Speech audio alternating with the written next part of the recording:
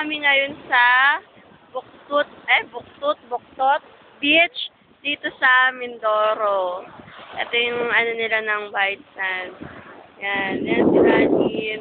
Nandito kami lahat kasi wala lang. Gusto lang namin mga turistas kasi kami ngayon eh. Yeah. Papakita ko sa inyo yung view para kang nasa ibang bansa. Tignan natin. Ayan. Pwede kayo magpakuha ng mga picture.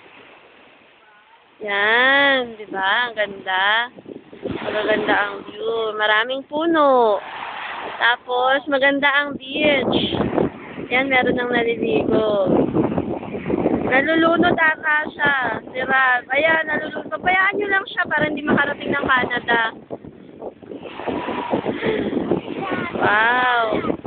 Ayan, si Jeroa nagtatampisaw. Ang ganda ng beach, di ba?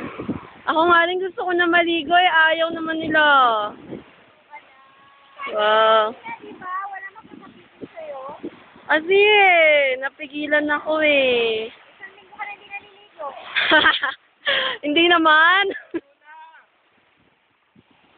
Okay yan. Wow, ang ganda ng beach. Napaka-white sand. Ang ganda. Pati mga cottages. Yan. Yan kami sa isa pang cottage. Yan. Yung may towel. Ganda ng beach. Okay. See you again next time.